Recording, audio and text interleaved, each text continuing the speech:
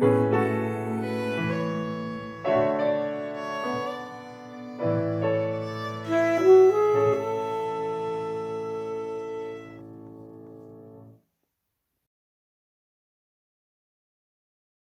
afternoon, and welcome to this virtual edition of the Pierce Literary Festival 2021. The tragic events that occurred in the United States over the past year focused the attention of all of us on the Black Lives Matter movement. That movement and the issues of racial and social justice at the center of that movement are important issues, not just for the United States, but they are important issues all around the world for citizens and societies everywhere. I want to congratulate the faculty and the students of Pierce for engaging this theme, this very important current theme this year, with such openness, such creativity, and such passion. I also want to take this opportunity to thank our distinguished panelists who are joining our community today for this discussion. Dr. Deborah Jewel Sherman of the Harvard Graduate School of Education and Dr. Islam Nguno of the Nellie Mae Education Foundation. We look forward with great anticipation to the dialogue and to the engagement. And so I turn it back to our panelists for the opportunity for learning for all of us that is in front of us. Thank you for sharing this experience with us. Good afternoon. Welcome and thank you for joining this panel discussion. My name is Maria Horomidi and I'm in the 10th grade A Lyceum. Before we move on, I would like to inform the audience that they can ask questions in the chat, preferably in English, and we will discuss most of them later. Now, kindly let us outline today's topics. Hello, everyone. My name is Kea Trifoni, and I'm a senior, which means I'm currently in the 12th grade. We feel very honored to have you all here with us today, as well as our guests, Dr. Deborah Jewel Sherman and Dr. Islam Nguno. Today, we will be talking about Black literature and touch upon topics of cultural heritage, media, and the Black Lives Matter movements. Before we move on, let us introduce our guest panelists. We feel very thankful to have you here today. Dr. Jewel Sherman serves as core faculty for the Doctorate of Education Leadership Program at Harvard Graduate School of Education, being the first woman professor there. She has been awarded not only for her teaching skills, but also for her remarkable humanitarian efforts of enforcing equality. It is an honor to have you in this panel. We also sincerely thank Dr. Islam Nguno for being here. She is Vice President of Strategy and Programs in the Nellie Mae Education Foundation. She's an expert in education, resolutely supporting human rights, social equity, and justice. It is an honor to have you with us, Dr. Nguno, and we're very sorry that you'll only be here for 50 minutes. Let's also meet our student panelists. We have Marilla Damaki, who is a student in IB1, 11th grade. Mara Tourni is here with us. She's in the 10th grade, A Lyceum. Yasmin Samolada in A Lyceum, 10th grade. I present Angelos Kotsikas from the 9th grade, C Gymnasium. Last but certainly not least, we have our youngest panelist, Mariana Arieti, who is at Alfaki in A Gymnasium, 7th grade. So in the first part of our discussion, we will focus on cultural heritage, media,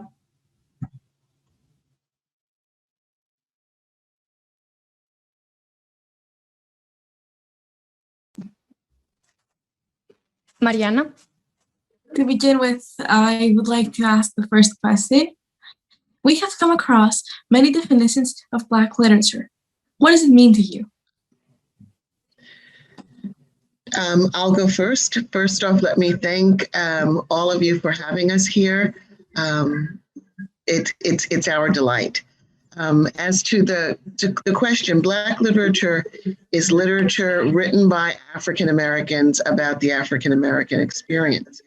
And it goes from the slave narratives all the way to the present. There's wonderful literature written about African Americans, but we think of Black literature as that literature written by authors who are African American or of African African-American descent about the Black experience. Thank you, Dr. Sherman, and hi, everyone. Thank you for having us. Thank you for having me here. I completely agree with I call her Dr. GJS. And as a Black woman who is an immigrant to this country, I define Black literature as the vastness of Black literary tradition, which includes African-American literature, African literature, Afro-Latin literature, there's Haitian literature, there is Black literature in Cuba, and much more. And I also think that Black literature cannot and should not be written by white people. We have for far too long been the subject of the white gaze, and I particularly think about the words of Toni Morrison, who says, "Our lives have no meaning, no depth without the white gaze." And I have spent my entire writing life trying to make sure that the white gaze was not the dominant one in any of my books. I know some of you have studied the great works of Dr. Toni Morrison, and to Dr. Drew Sherman's point, Black literature is literature written by Black people about Black lived experiences.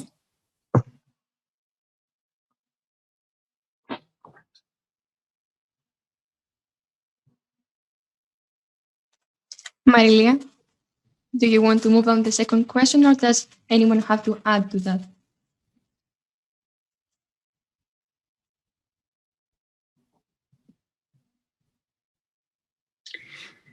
So, what is your opinion on the contribution of Black literature to the civil rights movement throughout the years? I believe that Black literature, African-American literature, just like Black music and the Black church, were supportive of and lifted up people as they were engaged not only in the civil rights movement, but throughout the history of the African on these shores. So it certainly inspired people to think differently about their experience in the United States, but I don't want it just to be relegated to the civil rights movement. I think that the work of people like Phyllis Wheatley, who was a slave, and Ida B. Wells, who was a poet, their writing, along with Frederick Douglass, who was writing during pre-Civil War and the abolitionist movement, all of those writings were to inform the greater society and to embolden and uplift those who were subjugated, and to say to them, you are not a caricature. You are not someone that other people get to define, that you are, that you have value and worth in your own right. During the civil rights movement, the literature was,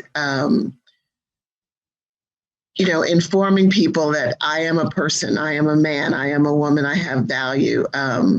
And I'm not going to let anything turn me around, turn me around, turn me around. That was one of the hymns that was sung.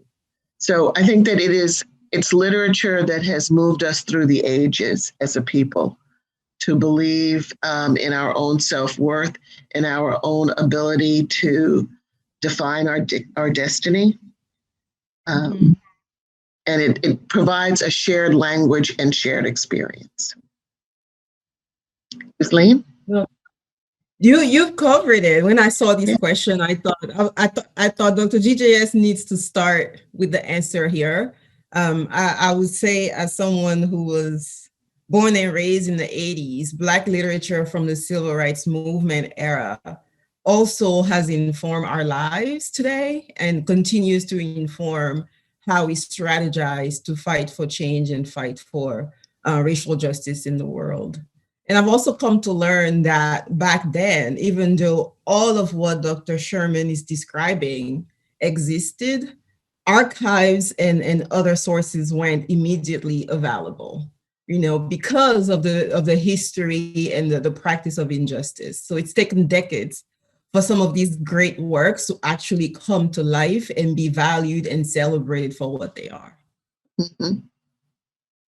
You know, books like Native Son and The Invisible Man, Richard Wright and Ralph Ellison's contributions to the literary literature were books that gave people different perspectives on the Black experience. As Dr. Nguno said earlier, in the words of Toni Morrison, for too long, descriptions of Black people in literature was, it was the work of other people who hadn't shared the experience. So as defining as something like Uncle Tom's Cabin was, it was a caricature in lots of ways. It raised sympathy because it depicted slavery, but it wasn't a real depiction of the horrors of slavery. It needed to be written by people who were actually experiencing that.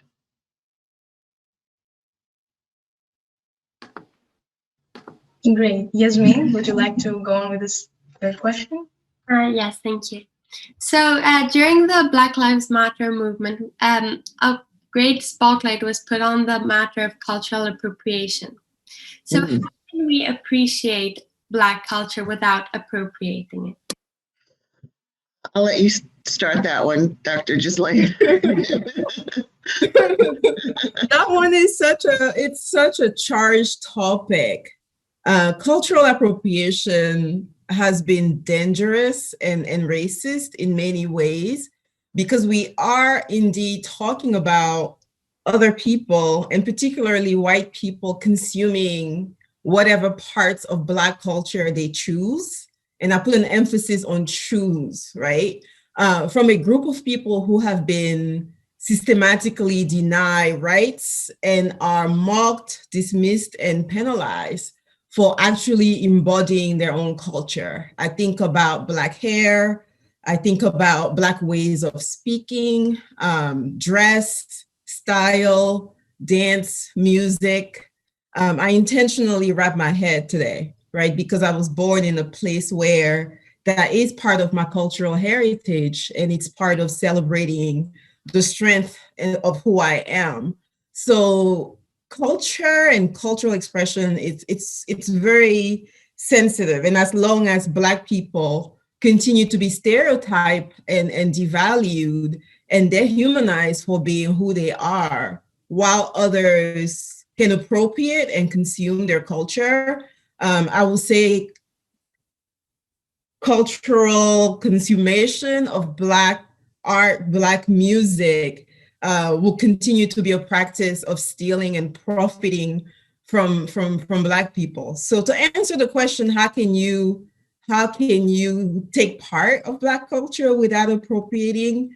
I have a question, right? Like, I asked why it is so important to others to like take part of Black culture. Why isn't it okay to be able to affirm it by supporting, by investing, by building relationships with Black people in Black communities without trying to embody its elements, right? So we have lots of manifestation of consummation of Black culture going wrong, Blackface, white artists doing Black dance moves and are celebrated for how cultural and inclusive they are, but Black artists being talked down for doing the same. So it's tense. Dr. GJS, what do you have to add? Just that it is a fine line between appreciation and appropriation. And that's a dance that I think needs to be done. There's a saying, people want our culture, but they don't want our struggle. Mm-hmm. And I don't think you get to have one without the other.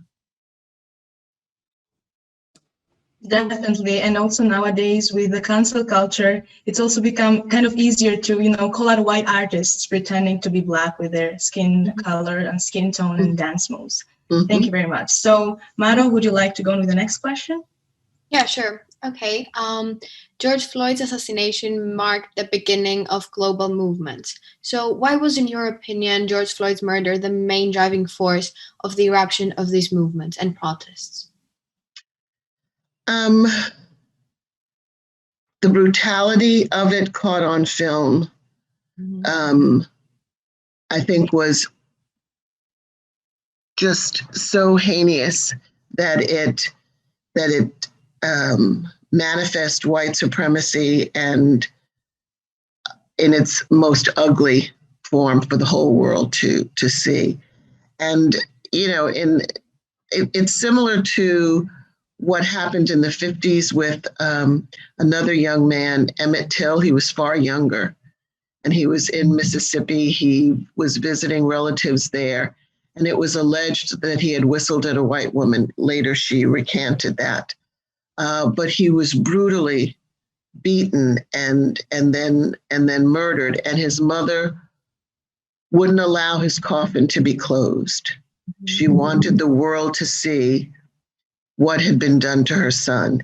And for many of us who were born in the 50s, 60s, 70s, that was a seminal moment, not to be forgotten. I think that there have been so many murders in America that were as horrific as George Floyd.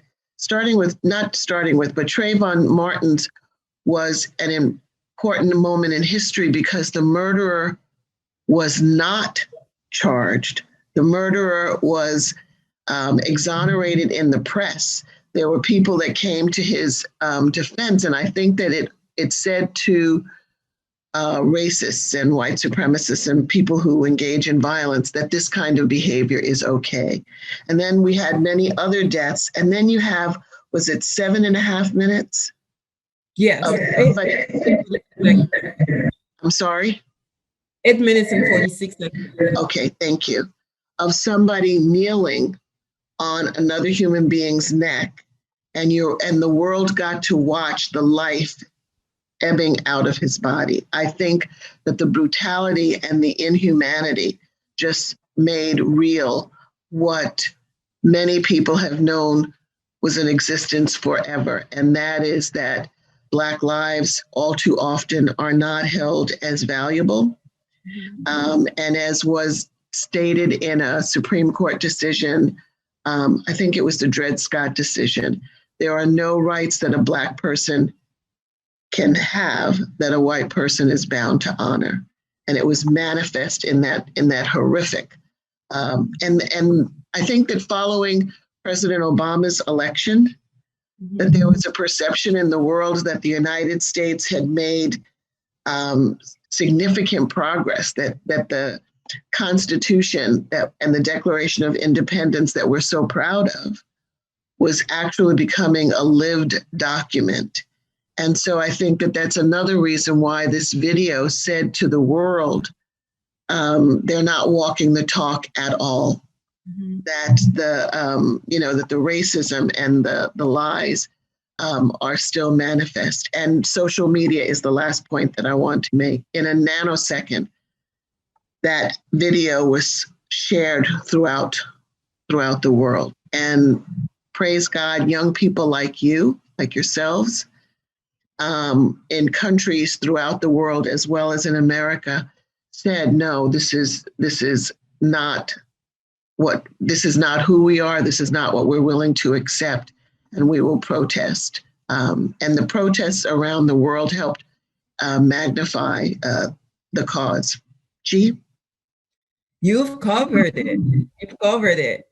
But like when you mentioned Trayvon Martin, like the fact that the killer was exonerated created so much outrage, and the creation of the hashtag Black Lives Matter in 2015, which eventually grew to the Black Lives Matter global network, right? So while the George Floyd's murder was surely so poignant and significant, it wasn't the only catalyst to the kind of global outcry that we saw. Like after Trayvon Martin the hashtag Black Lives Matter, people, being just sick and tired of being harmed and criminalized, Black people, allies, young people have grown and leveraged strategies from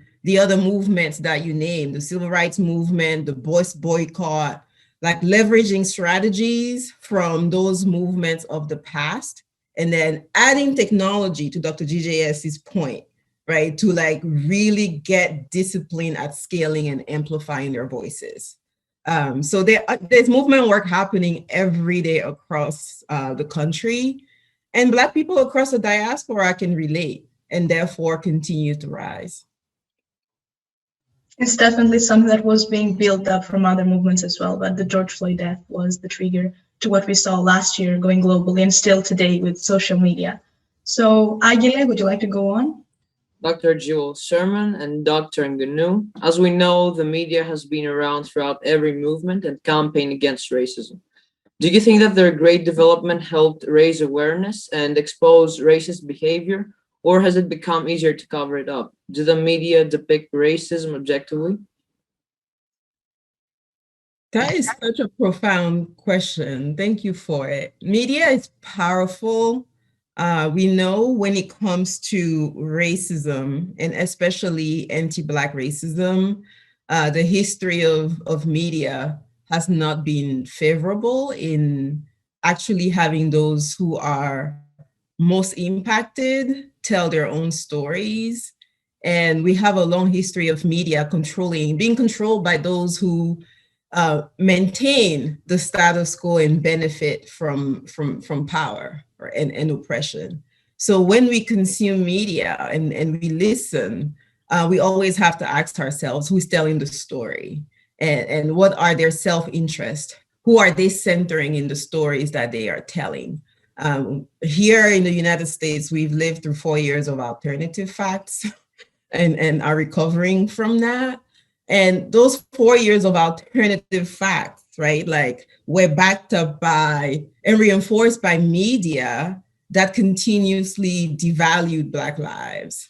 So therefore, I would say representation in media is really key. It matters a lot. And I am thankful for media who value the presence and the voices of Black journalists, Black storytellers, and activists who are doing this work daily and use their platforms to tell the truth, even when it forces us to face the ugliness of who we are. And I'll say representation matters and also forces accountability, right? Like I think of the works of Hannah Nicole Jones and the 1619 Project, who beautifully paints the story of, slavery and, from slavery to to Black wealth, the free labor of Black people who built the institutions of the United States, and the work of organizations like The Roots, who really are invested in telling the truth, right? And going against the current narrative of telling whitewashed, really tempered stories that keep people comfortable. I would add that during Ronald Reagan's presidency, there was a change in what was required of public broadcast.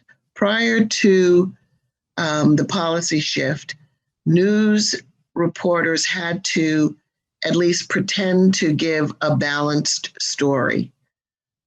With that change and the emergence of social media, you have media markets that are geared to certain ways of thinking. So when you turn on the nightly news in America, there's not even a pretense. Well, on the major channels, there's sort of a pretense to give a balanced perspective.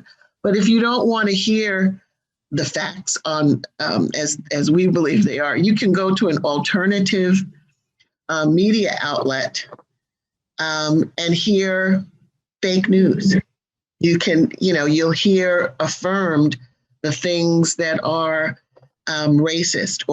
So for example, when Trayvon Martin was killed, the national news gave one story, but he was vilified in, say, on Fox News and then in some of the other news outlets. So people aren't exposed to the truth. You can turn into a station and just hear more of what you already believe.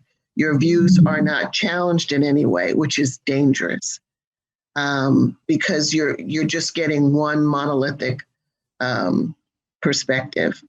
And so I think that on the one hand, social media has been of benefit because it's accessible.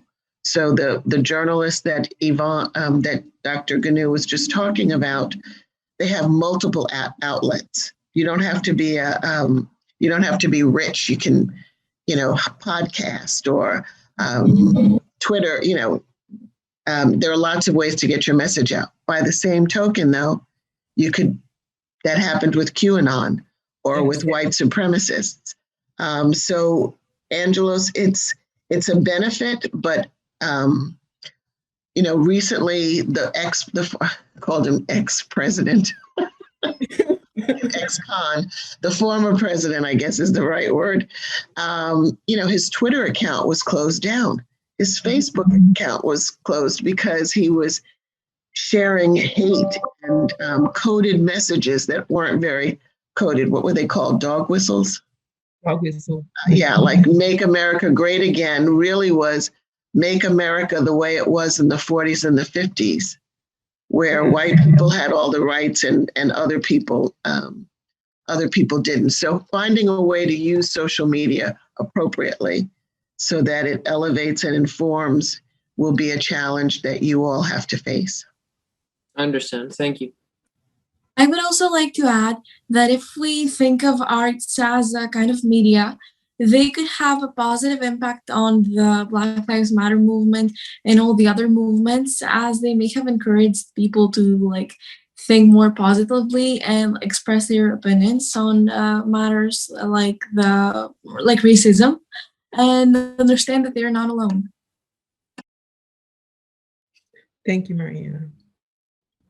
Yes, absolutely. And social media today, as well as representation, a really big issue that us younger generations are trying to work on, but we definitely have a long way to go. Yasmin, would you like to continue? Yes, of course. So during the Black Lives Matter protests, we saw people tearing down statues of historical figures who used to be slave owners. So what is your opinion on the matter? Do these actions contribute to a better future, or do they delete history? I just wanted to kick this off because when I'm not in Cambridge, I live in the city of Richmond, which is in Virginia. Virginia was the home of the Confederacy. Richmond was the capital of the Confederacy.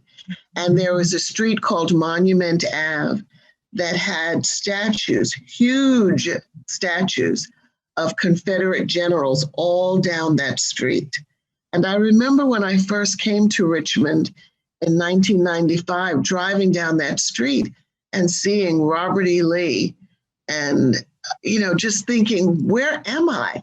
This is 1995, and this was the Civil War, 1861 to 65, so they were glorified. Most of those statues have been taken down, and I, for one, am gleeful. I'm gleeful about not having to see them, and in the school district where I was superintendent and in districts throughout the South, names are being changed. Every single school district, I think, in the South had a Robert E. Lee. The Confederate symbols have been taken down in schools. I mean, there were schools that had as their logo the Confederate flag. Those were terrible symbols. So I would like to see it done legally, but in this instance, I'm not angry about people taking it into their own hands and taking those statues down, just as one person. I think that one person has a lot of others who share that sentiment. I'm also very glad to see these statues, these monuments come down, either because local institutions decide to listen to the outcries of the people, or people take matters into their own hands, because those are ugly and painful. And as I was reflecting on this question, like, I think about Martin Luther King saying, riot is the language of the unheard.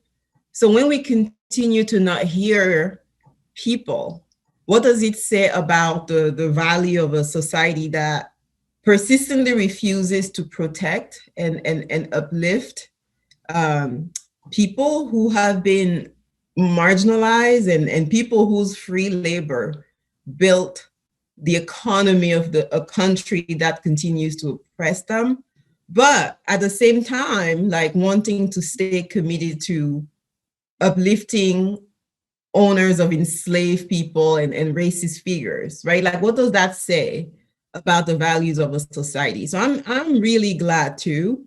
And I'll say, we just talked about media and propaganda and how dangerous it can be. Most of the Black Lives Matter protests we saw on the news and that you saw were peaceful protests.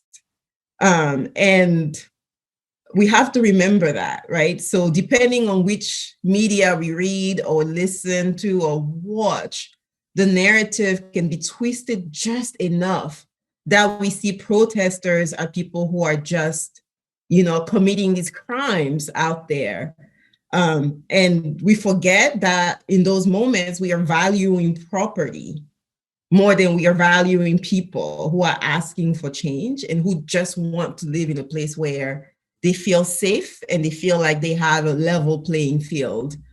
And we can also see the unequal treatment of how white protesters, including those who participated in the insurrection on the presidential inauguration day on January 20th, those folks do things too, but they get treated with care and great humanity and patience. And those stories really aren't told. Yeah, you got to see what happened on January 6th.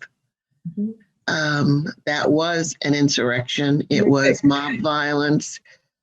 People were killed, and the coverage of it was very different.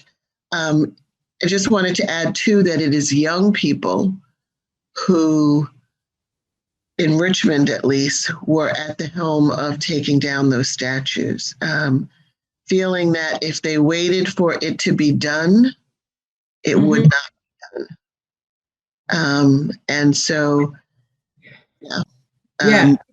urgency, that sense of impatience, that saying, no justice, no peace. Yeah. You just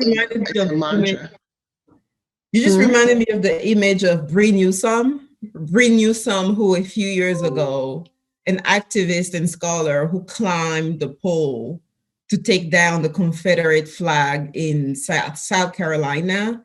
And that story is so powerful because Bree Newsome is a Black woman activist and organizer, but it was such a carefully orchestrated moment. And she had white allies, right? Like white allies who also believe in change.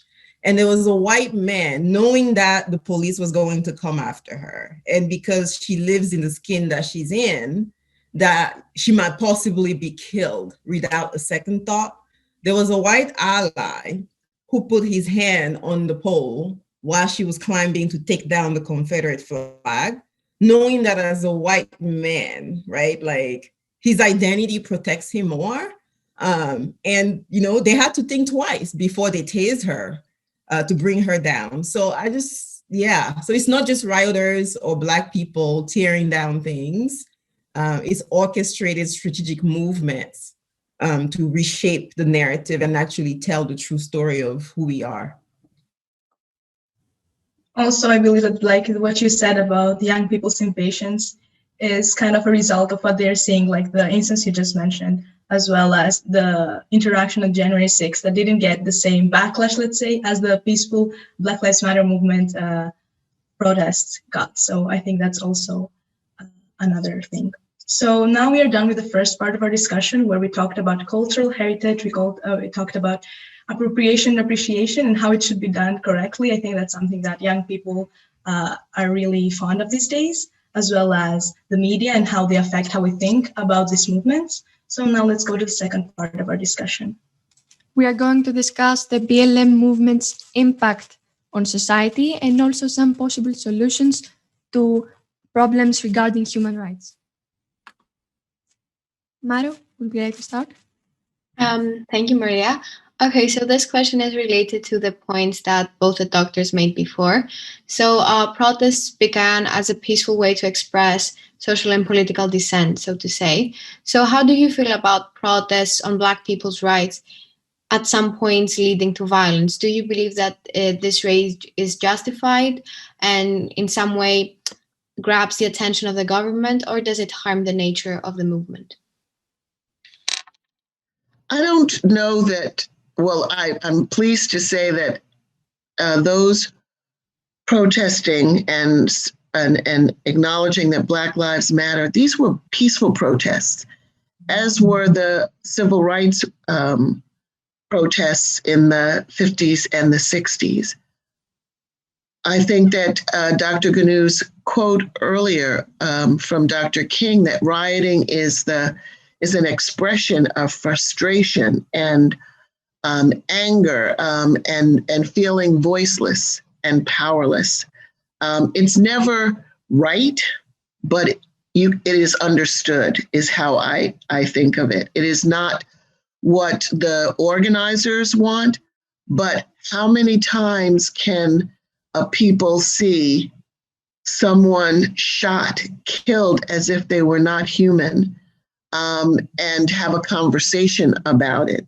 I know that if somebody were to hurt my dog, Nero, I had to get that in somehow because that's my name. If somebody were to hurt my dog, they would be signing their death certificate. I mean, I would go absolutely, I would not be DJS anymore. I would become this crazy woman. How much, I'm saying that in part in jest, in part very seriously, but the point is that if you hurt someone that matters to me, I don't have a conversation about it. I'm enraged. And these were people who have experienced subjugation, oppression, murder, and police officers who don't even get a slap on the wrist. It's just no justice, no peace. You know, if there isn't going to be justice, then why am I even playing in this game? And I'm not anti-police in any way. My sister is a retired police officer. I want Black people to be treated by the police the way they are in white communities.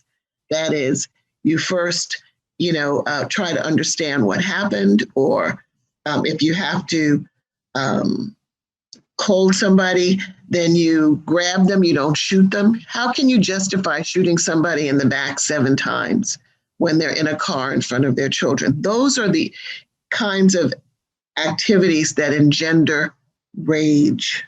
Mm-hmm. And no one gets to tell any of us how enraged we should be when an injustice has been committed on us. Mm-hmm. Dr. Nguno?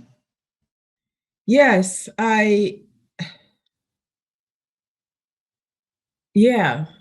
thinking about how protesters, like peaceful protests, nonviolent protesters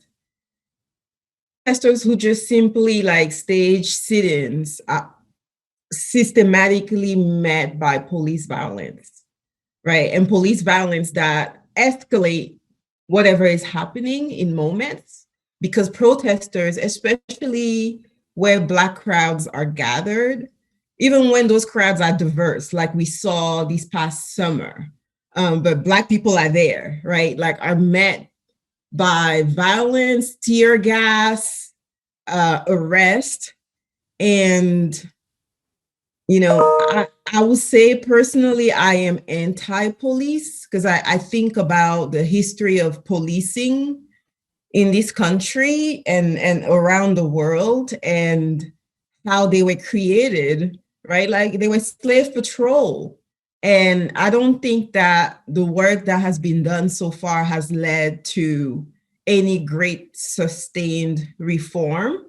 And Black people and people who are consistently oppressed are enraged. I'm enraged. I'm very angry all of the time when I see the news, when I hear of another Black person who's been killed or a Black child who's been arrested or criminalized for simply existing or having a temper tantrum at school. So I do believe that the rage is justified. And unfortunately, I do also believe that government is complicit in the criminalization, the maintenance of systems of injustice in this country and around the world, right? Like, I don't want us to think this is only happening in the United States.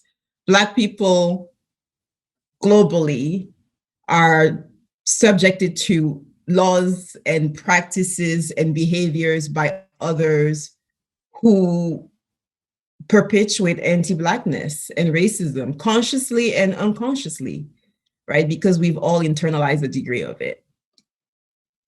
Okay, so I'd like to, frustration is understood because Black people have been struggling for such a long time. Clea Trifoni? Yeah, I would like to ask you something on what you just mentioned. As you said, you're anti-police and like how the government deals with these issues. Do you believe that maybe representation, like greater representation, would be able to kind of solve or improve this issue? Like, or to what extent could that be, eliminated? Do you mean representation within police? Yeah, within police, maybe within government bodies, and yeah.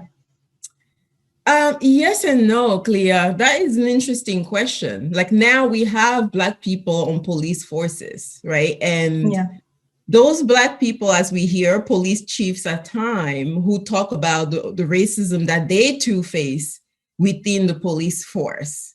So it's not easy. And as individuals, they can't alone, because they exist in these structures, they can't alone dismantle the structures just by being.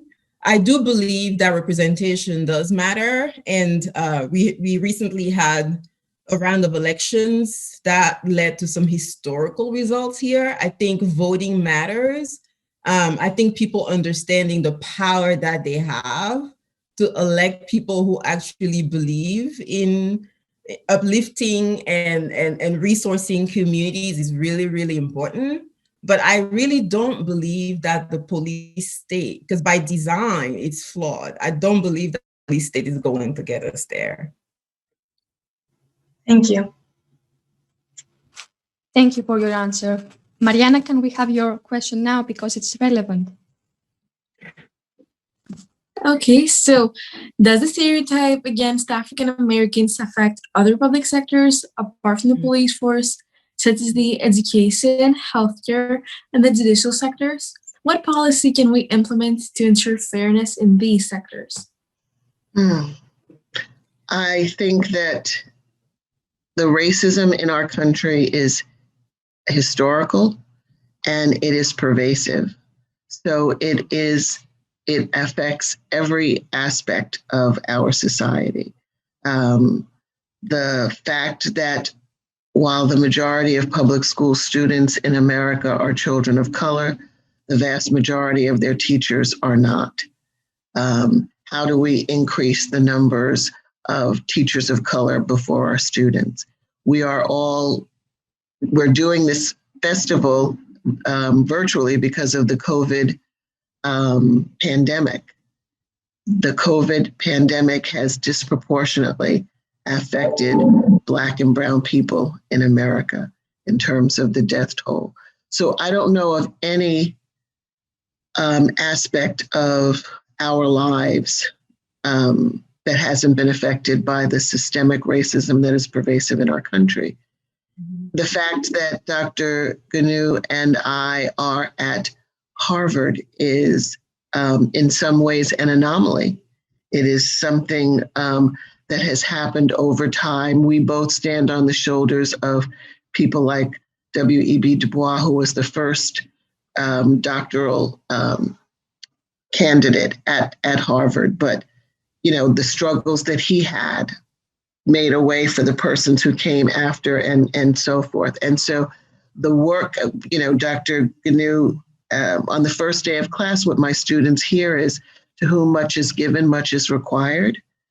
So for those of us who have crashed through ceilings, like it was said in the introduction that I'm the first woman professor of practice, that means that a glass ceiling has been shattered and makes a way for other people to come through, but it affects every aspect of society: housing, healthcare, education, the acquisition of wealth, safety, mental health, everything.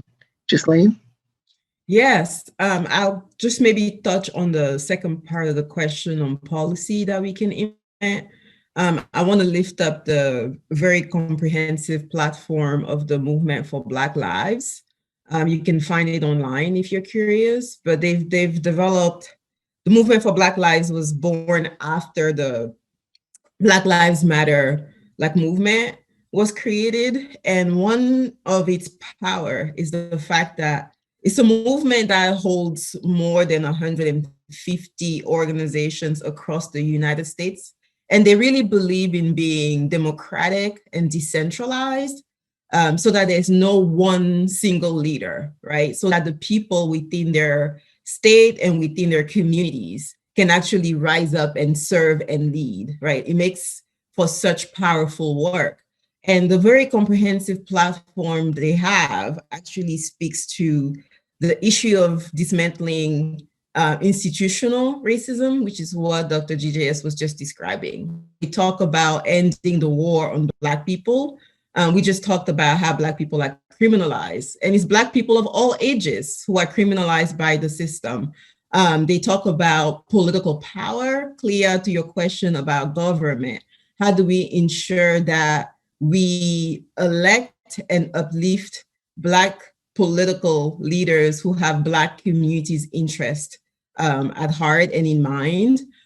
Community control, control of resources, but also control of patrolling, right? So we often talk about the police as if it's the only option that communities have. How can we redirect some resources so that the type of services that Dr. GJS was describing can actually exist, and that communities have control of those resources? Economic justice, raising the minimum wage, so that Black families can actually have access to healthcare, invest in the economy, and begin to build Black wealth. And then reparations, right? Like this idea of giving resources and money back to the descendant of enslaved people who built the economy of this country, is something that's being strongly considered in many communities in America and also being implemented in some. So those are just some of the policy platforms that are at play here. Okay, so we have two more issues to discuss, a little more hopeful. Marilia? Of course, thank you for your answers. So there is no doubt that the Black Lives Matter movement has profoundly impacted both the United States and the world in general. So I would like to ask you, following the Black Lives Matter movement, what are some social changes we expect to see in the US? Well, I know that Dr. Ghislaine has to leave shortly, so why don't you take this one? I'll start it. I'm having a hard time because the Black Lives Matter movement is ongoing, right? It's ongoing work. It hasn't stopped because the protests have subsided.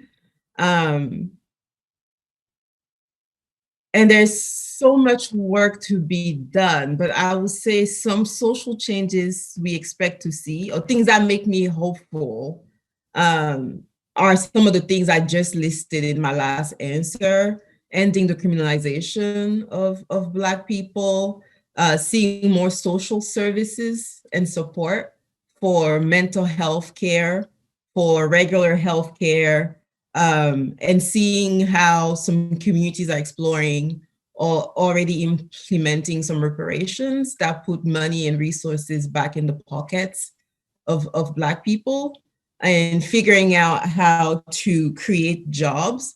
And on a personal level, as an educator, I think social changes in the landscape of public education, where we make all the attempts that we can to, I call it, decolonize the curriculum, change the kinds of books that young people have access to, teach young people to like read critically and analyze and ask questions, and push and exercise their voices.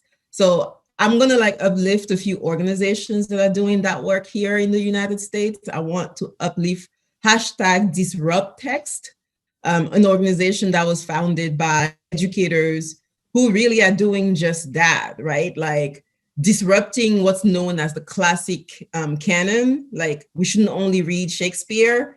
Where is Black literature and how do we uplift it?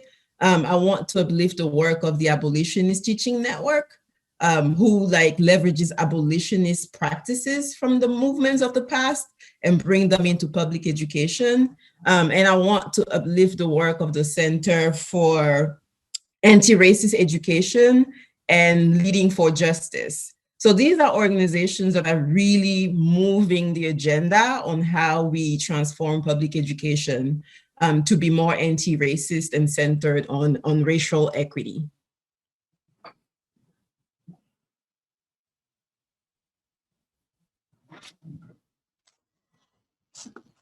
And now we will close the discussion with Angelos Kotsikas. Now, do you have to leave, Dr. Nguno? Yes, I'm gonna thank you all. I would love to stay for Q&A, but Dr. GJS has it. She can answer all the questions that comes up. I have to leave because I have students waiting for me. So I have to go there, but it was such an honor to be here. And I am so inspired by your learning, by how critical you are, how questioning you are, how committed you are to doing good work and to making this world a better place for all of us. Because I believe that our liberations and our freedoms and our futures are all interconnected. And right, like young people like fuel us, and like you give me hope on days when I'm just tired. So thank you for having me. Thank you. Thank you very much. So much. To discuss with you. Thank you. Thank you. So proud of you always. I think that Mrs. Sherman did not comment on the last question. So I'm sorry. Remind me of the question. Of course. So the question was, following the Black Lives Matter movement, which is still ongoing, as Dr. Nguno pointed out, what are some social changes we expect to see in the US? So she rightly pointed out that the movement itself is ongoing, and I think that she well gave us specificity about some of that work. I also think that it's important for the aims of the movement to become part of our national policy. So there, you know, in the United States, we have for the very first time, not just a woman vice president, but a woman of color, a woman who is of African descent, of Asian descent, and who, as a senator and as a prosecutor, is very aware of the criminal justice system as one bane in our community. So I'm expecting and hoping that Vice President Harris will take on some of the causes that Black Lives Matter espouse and make them part of a national agenda, which means that the reach will be even more expansive and the work will have deeper meaning. I think that the work has to be done from the ground up. So, you know, the advocacy movements that Ghislaine was talking about, but it also needs to become part of our national policy, our state policy. We need advocates at every level to move the agenda. Could I add something? Of course. What about on a global scale? I believe that the fact that our school had this discussion panel and the whole festival, and we had to learn all this new information about Black literature, is very important, as we got to understand Black culture more. Mhm, What do you mhm. think? Will there be any more changes on a global scale? I think that it's important to recognize that the issues that we're addressing in the United States are not just American issues. That anti-Black racism is pervasive across the globe. In recent years, I've done a lot of work in South Africa, for example, with the University of Johannesburg, helping leaders there, educational leaders there, rethink public schooling, rethink how they're going to turn that system around. Work in Kenya, work in the Middle East, any place in South America, any place where there are people of color, there has been oppression. So it is global. And then in Greece, you have a history of, is it Turks? Turkey. So, Yes. Racism, violence is pervasive. It seems to be part of the human condition, Mariana. And so every generation has to fight. I think that the Black Lives Matter issues are so prominent that we can use, that they have to be addressed, but never think that this work doesn't have to be done globally. We see immigration in Europe and in Greece and other countries. How are people treated? When I've been to the Middle East, I've seen people of color coming in being paid, but they're doing all of the hard labor. And so is there maltreatment there? Absolutely. But it will be wonderful for us to have more venues like this where we get to learn about each other and find points of connection, because when we are connected and moving together, we're even stronger and more forceful. Thank you so much, Dr. Jewel Sherman.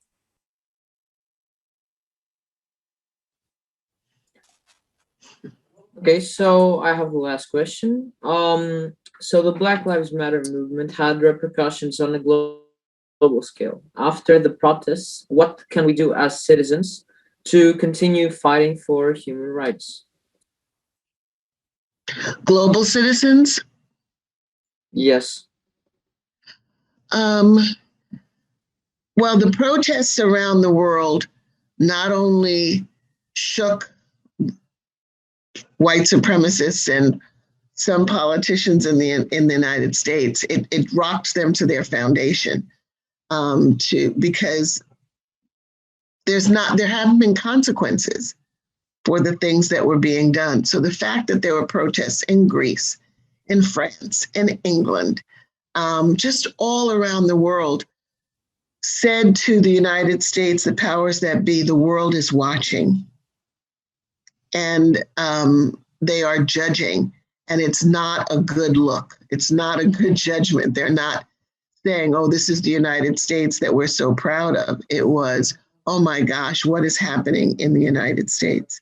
The protests also uplifted those people that were on the streets to feel that they were not alone, that they were seen, that there was moral outrage around the world. So I think keeping that up is important. And it's not only the protests on the streets. After a time that dies down. Unfortunately, if there's another murder, it sort of galvanizes communities, but we don't want that to be the only thing that inspires us. Dr. Nguno gave you some organizations that people can join or read about, be part of. There are lots of ways to be supportive. And this is one. You are informing so many people, not just at Pierce.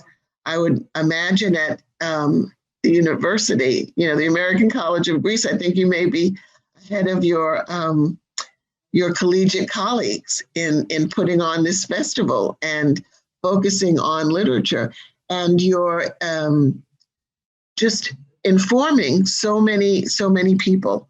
And my hope and expectation is that this isn't something you're doing for a minute while you're students, but that it becomes a way of looking at the world, and that you will speak clearly. You know, in the United States, we have young people who have reported their parents and reported relatives who were at the January 6th insurrection because they feel that it is a moral issue. Now, don't go home and say, DJS said that we have to tell on our parents. That's not what I'm saying. But I am saying that young people in the United States, and hopefully you will be part of that, and that you are part of that, will look at situations, and when they see something's wrong, they will be brave enough to speak up. Because courage isn't the absence of fear. Courage is doing what you feel is right, even when you are afraid. And so I hope that you will speak truth to power, even when you are afraid. So I totally agree with what you said. In general, we should get involved and keep being interested in these matters, if I understood well. Okay, thank you. That is exactly. We promise we will. That is such a blessing. You know, Ghislaine is young enough to be my daughter, and you are young enough to be her children. So it's generational. Every generation has to do its part. And what so encourages me about all of you is that you already are showing a moral center. You know, you're young, you could be interested in just so many things. And this is part of what you're interested in. It makes me optimistic about the future.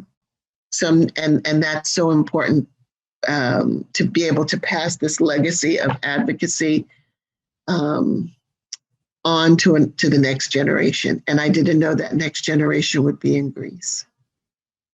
Thank you very much. Thank you, Dr. Joel Sherman. To briefly sum up, we now know the effects of all the efforts and the protests and some ways to continue defending human rights. Honorable guests and fellow classmates, our discussion has come to an end. Let's now enjoy a video made by Dimitris Katsanos from the Lyceum and Maria Furka from the Gymnasium. Talk. All the world today knows that we are here and we are standing before the forces of power in the state of Alabama saying we ain't gonna let nobody turn us around.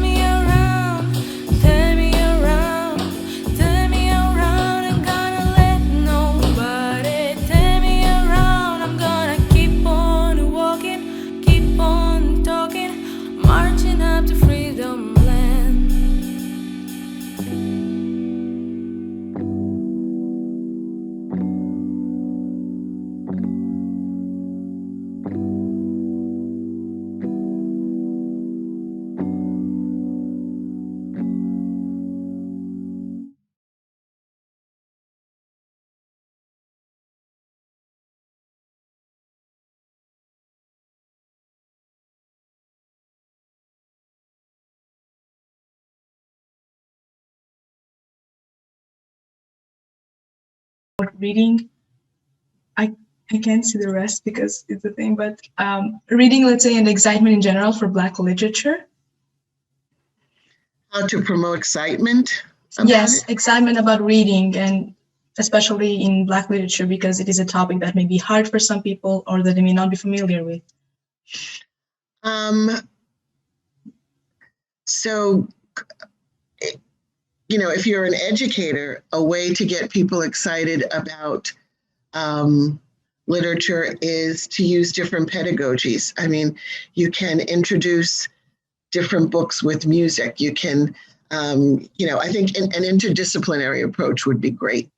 So that you're not just reading the literature, but maybe in social studies, you're aware of the time, you know, the time period that this is taking place in. What was the music like? What was society like? I think, you know, I've always loved literature, so it wasn't hard to get me to read. But when people made it something that I could touch, something that related to my world, then I wanted to find out more through the reading. So I think if you know the stories in the literature, that you can get people really excited about the, you know, what was, you know, just get them excited and make them curious to learn more about what life was like at a particular time. There's a book called The Warmth of Other Suns, which is a book I read a few years ago, and it just moved me because of its historical significance. And I could get other people excited about it because I'm excited about it. I guess that's one of the ways. If you're excited, that enthusiasm will be shared by others. But you have, you know, just find out what's out there. There's great literature. I mean, there's great things to read within the Black canon. If you like poetry, there's poetry. If you like suspenseful kinds of things, there are books about that. A lot, you know, it's not all going to be historical. Be enthused, and other people will be enthused with you. Great, thank you. Someone wrote in the chat, in the 1990s, I had the privilege of attending college in Washington, D.C., which is home to a large and very vocal Black community. Mm-hmm. Back then, there were always issues with equality and rights, but generally people seemed to get along quite peacefully.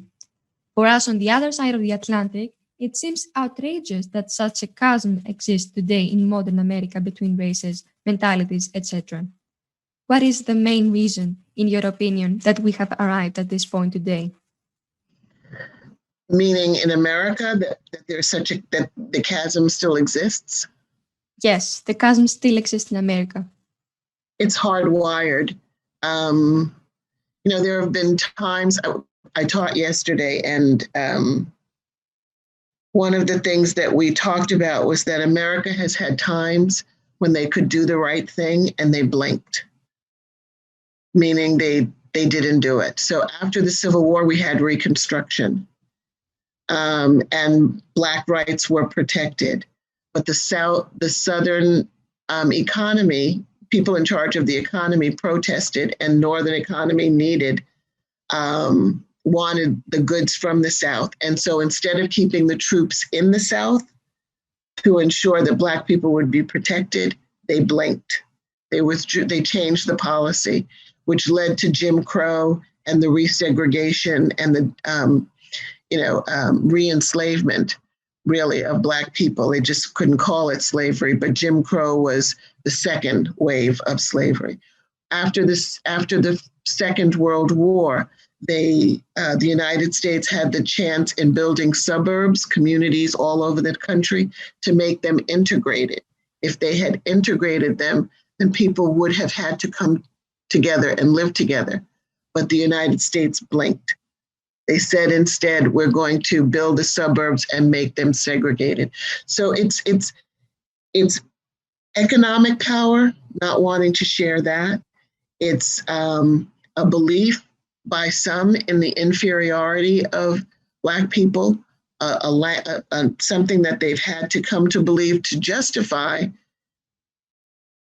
the Declaration of Independence that says all men are created equal, and yet you have slavery. So if I can make the slave not human, then I'm not in opposition to the Declaration.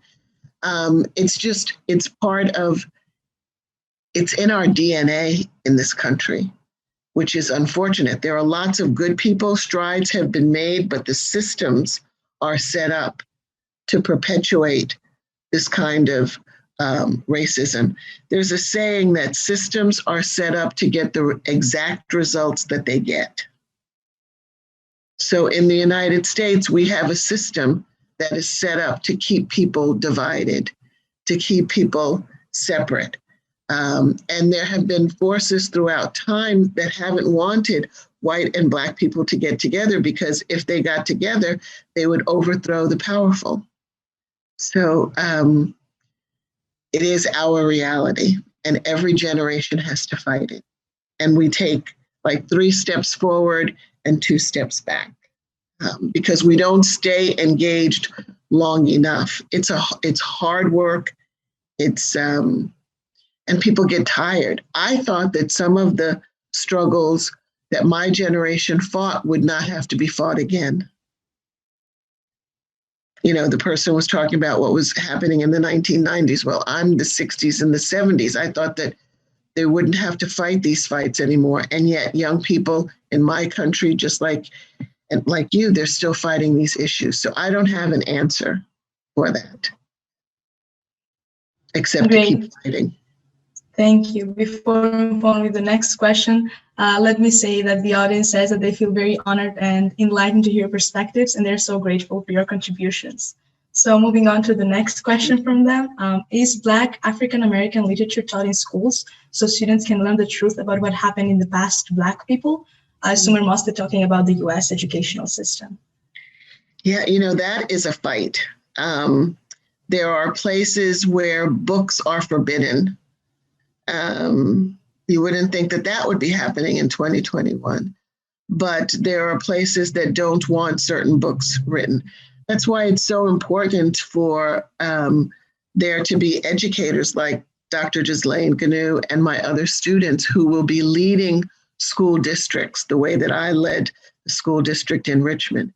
Because I was the superintendent in Richmond, Virginia, yes, Black literature was infused throughout the curriculum, from pre-K all the way to the 12th grade, because it's not just important for Black children to learn what happened and to have multiple perspectives. It's important for all young people to have that knowledge, just as you have it.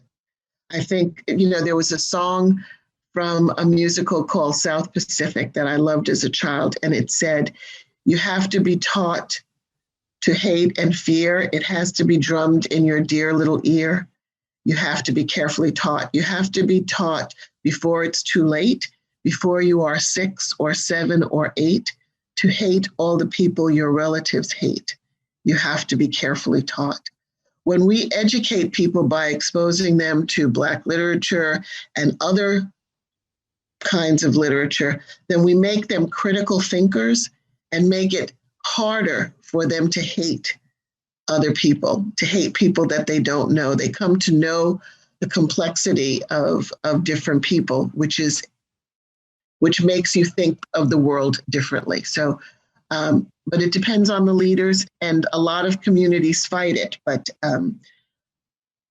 the person in charge gets to make a lot of those decisions. So it's important that there are Black people, brown people, and allies making the decisions about curriculum.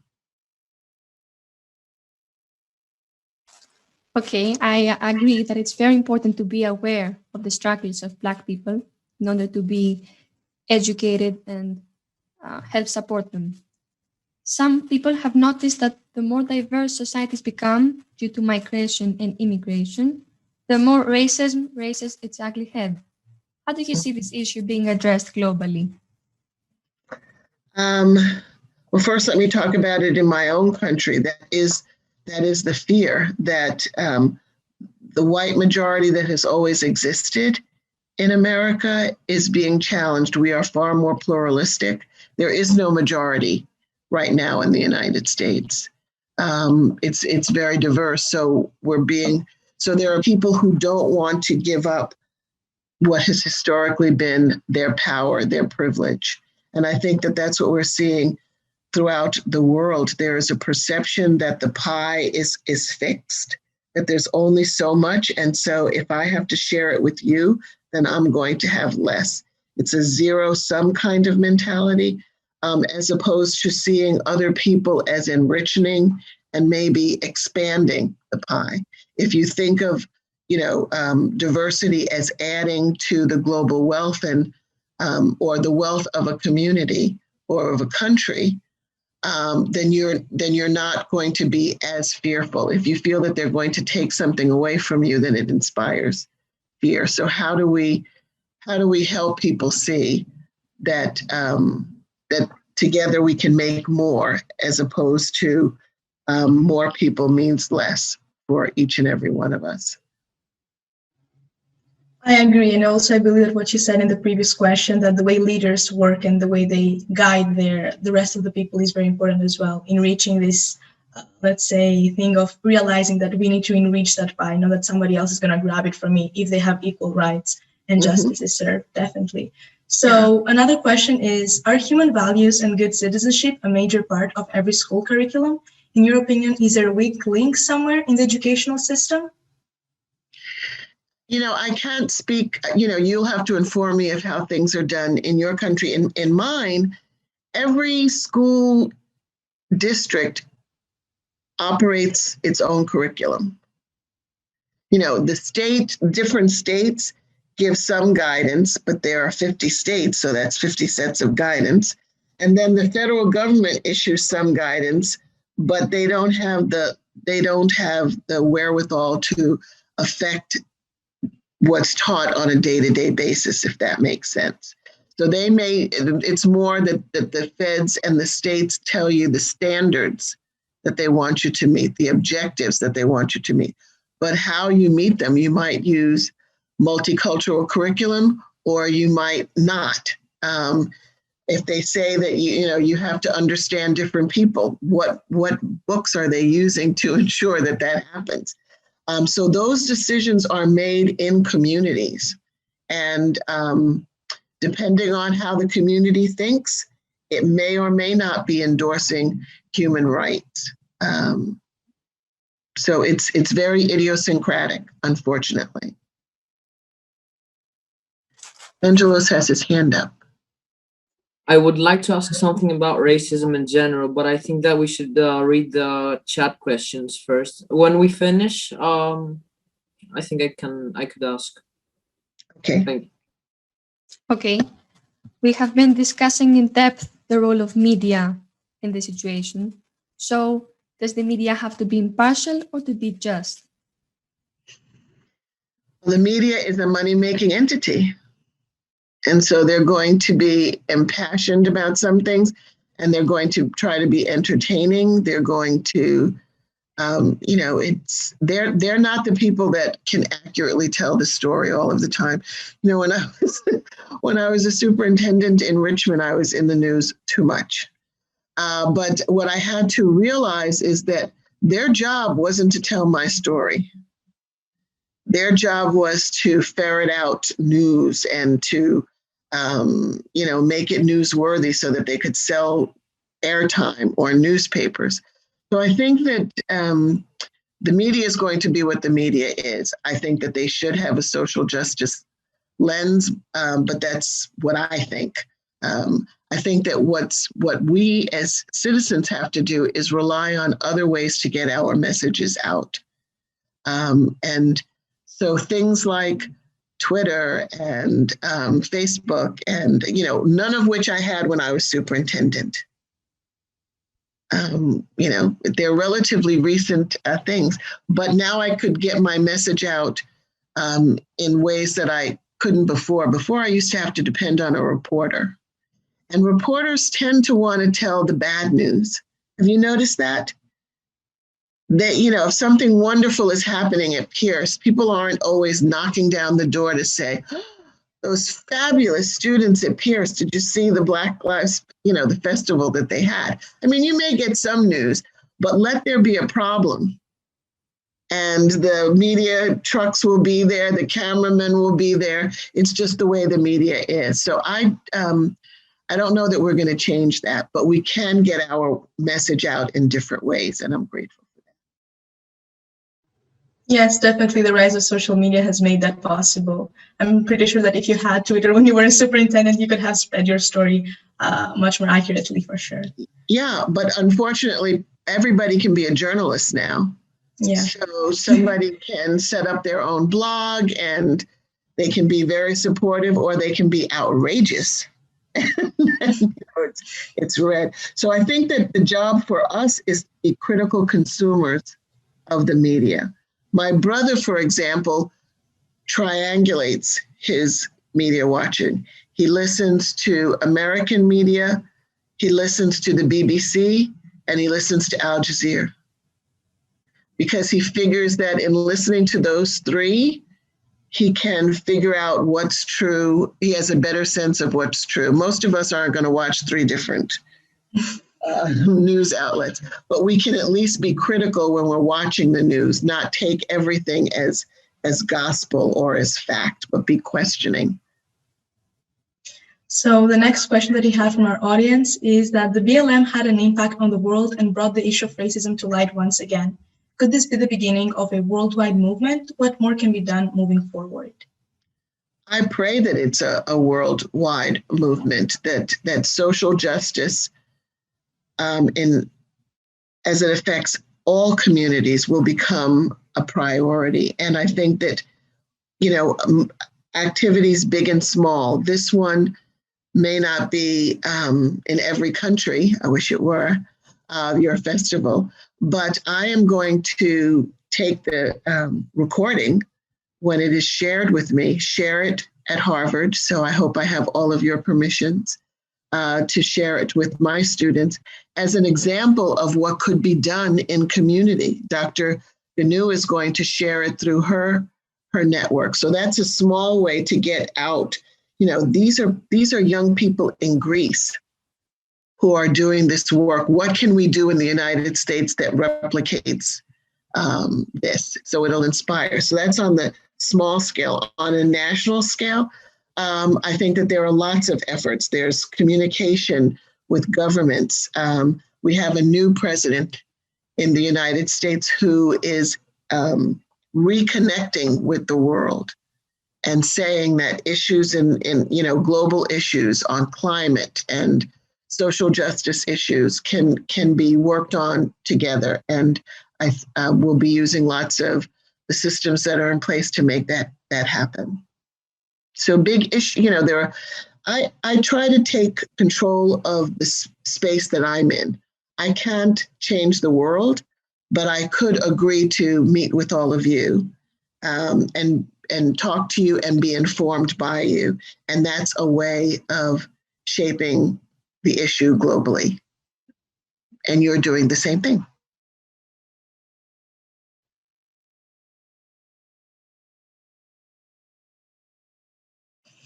Are there any more questions? I think there's a last one. Okay. Are human values and good citizenship a major part of every school curriculum? In your opinion, is there a weak link somewhere in the education system? Yeah, I think that question was asked, and I wish that it were part of every curriculum.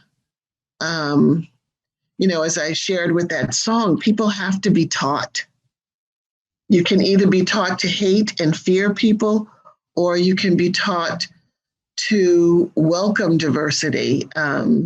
This may sound funny, but in the United States, when I meet a baby, I can tell if that young person has ever been around Black people, because there are children that I meet and they come running to me, or they want to touch you, or they want you to hold them. And then there are children that are nervous. And I always wonder with the ones that are nervous, is it that they've never seen somebody like me in their space? When you are around people who are different, then it's harder to be racist. I cannot be anti-Greece knowing you. I don't mean that I ever would have been anti-Greece, but I cannot, nobody could ever say to me, you know, in Greece, the children are this, that, or the other. I would say, no, that's not true. I've met some young people from Greece. They're fabulous.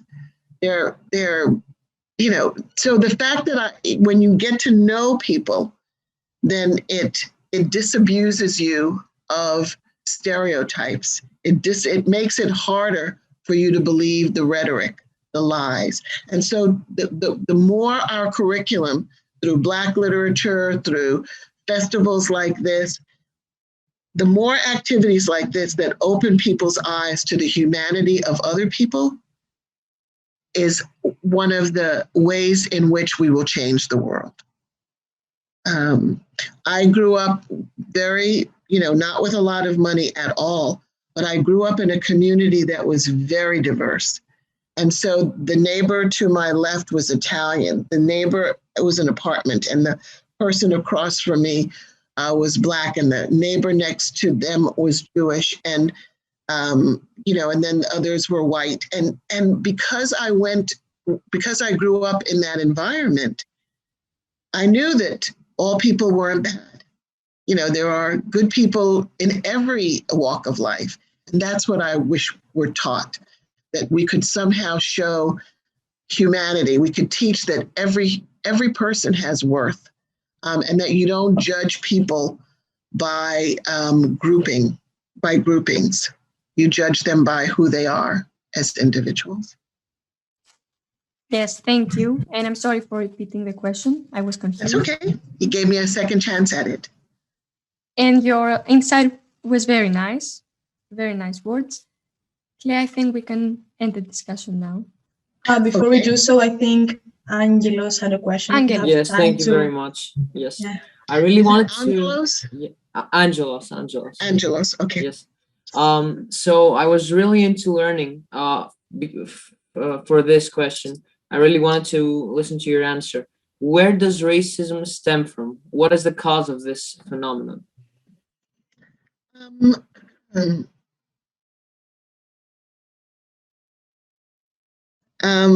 I'm going to send your teacher a resource that I think will be helpful for you. Race is a social artifact. It was designed to categorize individuals. It's not biological. There's a difference between us, granted, but it's literally skin deep. But it's used as a way to categorize people, to oppress a certain people, to justify the oppression of a certain group of people. How else do you justify stealing people from one country and making them work in another? In America, paying them nothing, feeling that it is okay to own them the way you own cattle and sheep and other animals. So it was a way to justify the treatment of a people, and to justify that, you also had to make decisions about their self-worth, their humanity. Remember, I quoted the Declaration of Independence. It said all men are created equal. Well, Thomas Jefferson, who wrote that, owned slaves. So if it were to be true, how could he have slaves? Well, Black people are not quite human, was the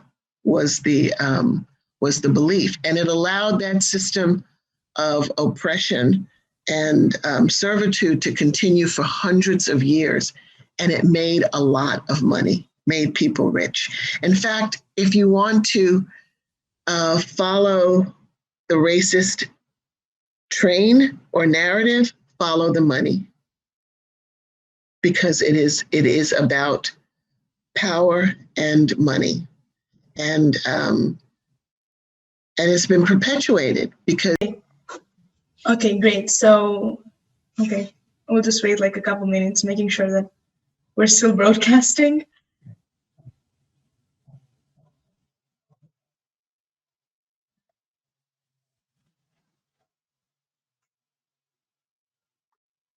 Yes. we can. Yes.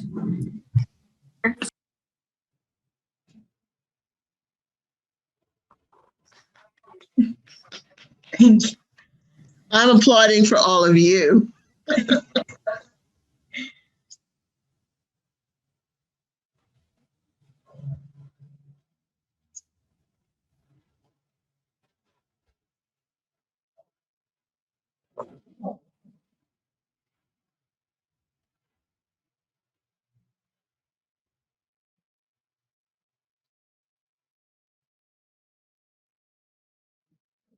Mhm.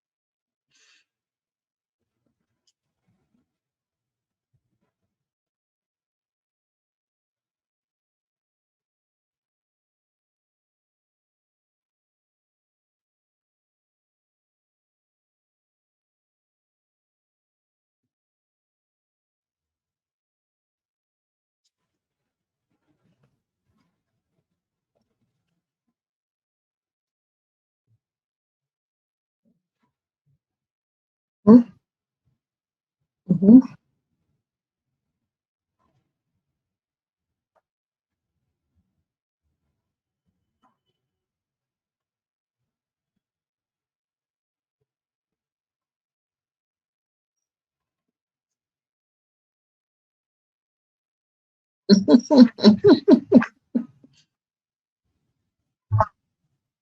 Very.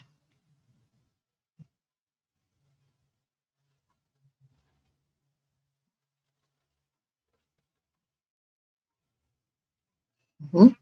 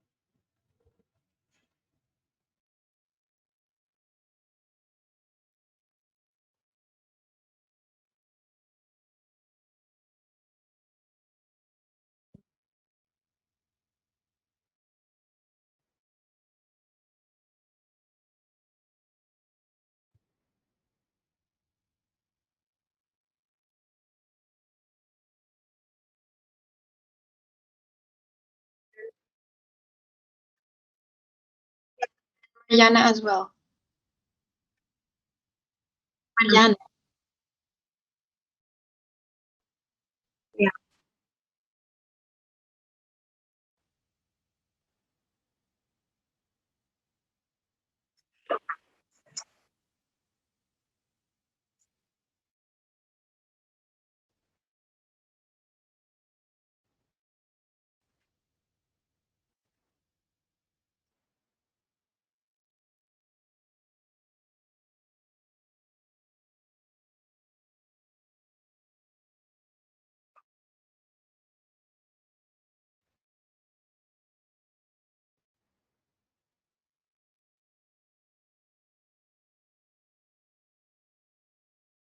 Mhm.